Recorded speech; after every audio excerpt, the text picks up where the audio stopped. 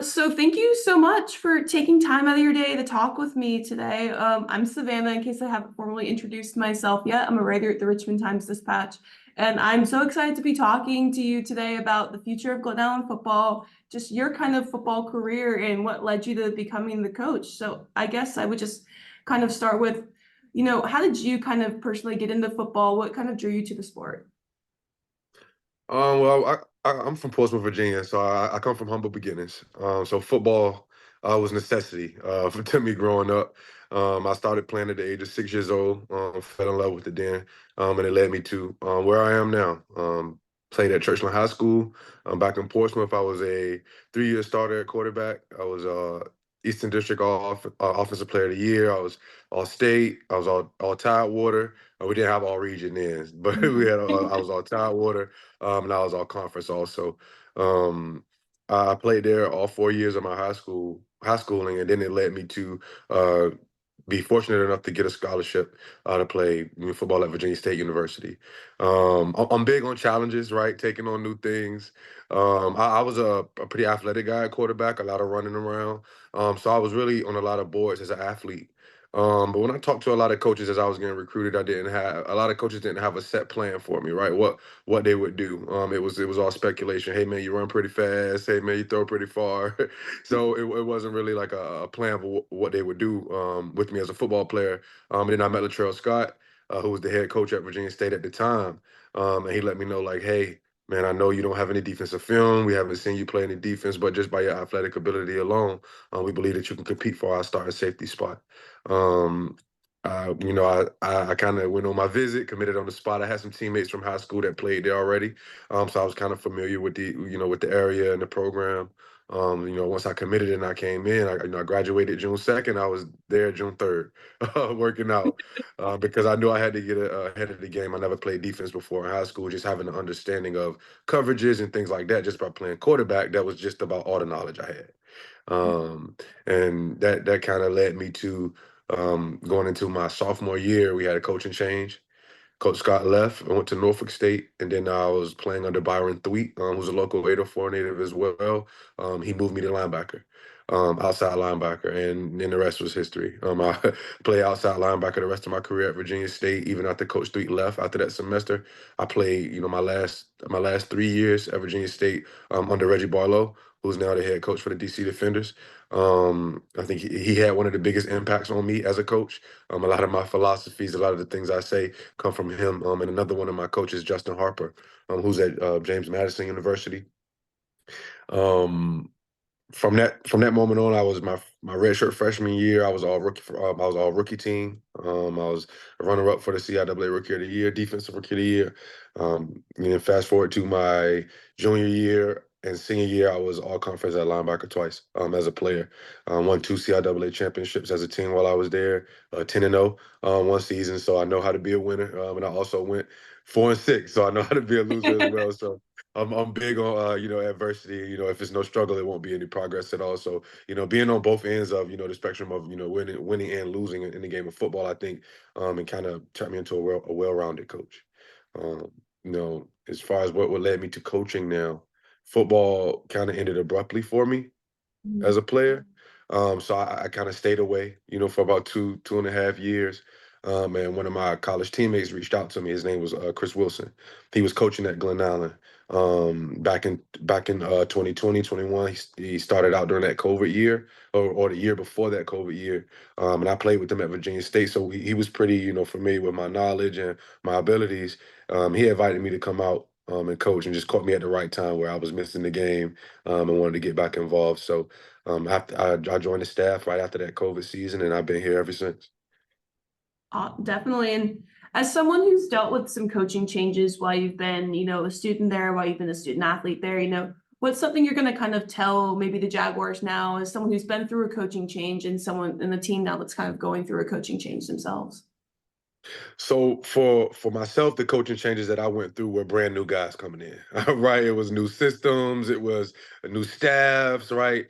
Maybe one or two guys would stay from the old staffs, but it was like a real change. And I think you're right. And I think for them, just because I've been in the program for the last 3.5 years, they kind of know me. It's not a filling out period. It's not a getting to know you, right? Maybe with some of the newer coaches we may be bringing in on staff, it may be a period like that. But I think because I've been on the staff and these guys know me, and I've been at a leadership role being a coordinator. They understand, what I bring to the table as a man, as a coach, and a mentor to those guys. So it won't be such a drastic change for them.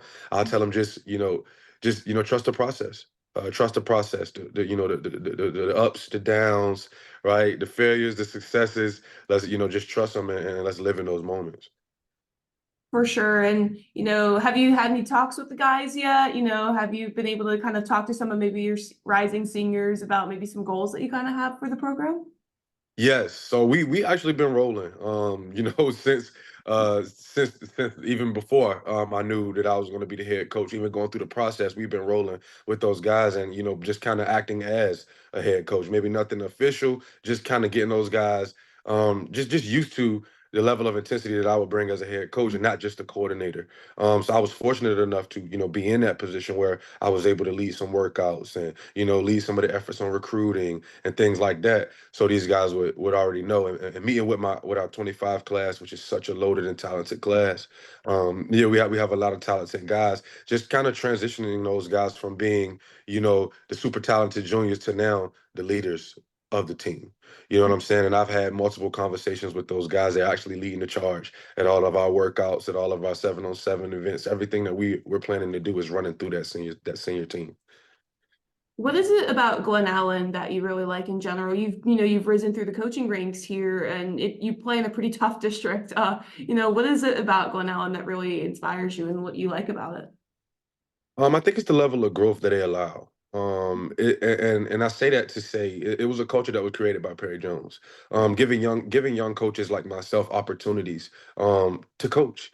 Right, I had no coaching experience, just a lot of football experience, and he brought me right in and let me coach his linebackers, and he was an all-state linebacker himself, right? So allowing me to take over that, and then just in my second year, he brought me right up from the JV coordinator and the program linebacker coach to the varsity defensive coordinator, right? So I think it's just the opportunities for growth, and then the kids, man. I don't know what it's like to coach anywhere else. I've only coached at Glen Allen, right? So all the growth that I've had as a person and a coach over the last 3.5 years have directly been affected by those kids, and the community around surrounding. But I say the thing that draws me to Glen Allen and keeps me there is the kids. It's 100% the kids. For sure. Talk to me a little bit more about Perry Jones. What was your relationship kind of like with him, and how was he kind of, a leader for you in your life? Yeah, so Perry was at first he was just kind of like a guy that we kind of idolized back in the 757. We're both 757 guys. I'm from Portsmouth, Virginia. He's from Chesapeake, Virginia, so not too far at all. Mhm. So he's just a few years older than me. So growing up, I was only maybe in like eighth grade, ninth grade when he graduated high school, and we knew exactly who he was. Gatorade Player of the Year, right? This all world guy, right? His character, right? Not only was he a good football player, they always said how good of a guy he was, right? So when my teammate approached me to, hey, do you want to join the staff? I'm like, well, who's the head coach? And he said, just to kind of let you know where my mind was, he said Perry Jones. I said, Perry Jones from Oscar Smith? He said Perry Jones from UVA. I said, no, that's the same guy, right? Um, and I think from day one, just me stepping out and then diving right in, as far as coaching, the level of intensity and thoroughness and details that he brings as a coach, and the level of knowledge that he has that he has for the game is just like it's like wow, right? So I was drawn to that. That's what I wanted to be as a coach, and I expressed it to him. I was man enough to let him know, like, I want to not necessarily want to be where you are as a head coach, but I want to coach the way you coach, as thorough, as detailed, and be on that level. And he poured into me ever since that one conversation, and it kind of turned in the relationship blossomed from just coaches to I actually consider him a big brother of mine, a mentor, somebody that I can lean on for advice, not just in coaching and in football, but in life in general, as I'm raising my family and maneuvering as well. Absolutely. And what was the move kind of like for you from player to coach? You said you came into Glen Allen with like no coaching experience. So what was it like, kind of growing through the ranks and kind of learning how to coach and help and be a good coach? Right. So going through as many coaching changes as I did, I had 4 head coaches in 2 years. Right. So my first semester in college was Coach Scott. My second semester in college was Coach Thweet. He stayed for my third semester. But by the time my fourth semester in college, our wide receiver coach, Justin Harper, was the interim head coach for that spring.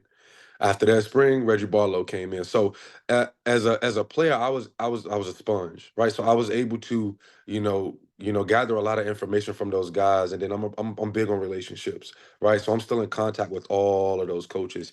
And the one coach that I left off that list was my defensive coordinator. His name was DeJuan Sanders. He's a New Orleans native.